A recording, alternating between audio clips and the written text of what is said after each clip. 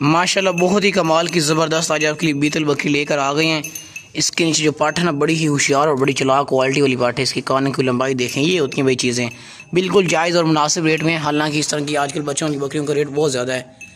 ये जो बच्चा है ना, ये पाठ है, ये चारा शारा शौक से खाता है माशाल्लाह से। बड़ी ज़बरदस्त और बेहतरीन बकरी है।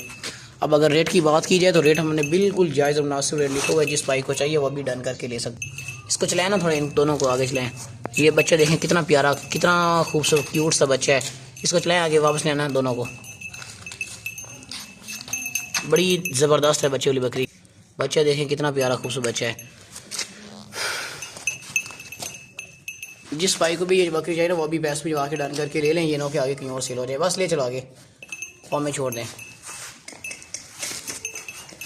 ये देखें बकरी जो है ना, ये दूध भी होता है इसका, लेकिन दूध बच्चे ने पी लिया था इसलिए थाना में शो नहीं हो रहा, नज़र नहीं आ रहा। कितना प्यारा बच्चा है मास्टर से। बस ले चलो, फॉर्म में छोड़ दो।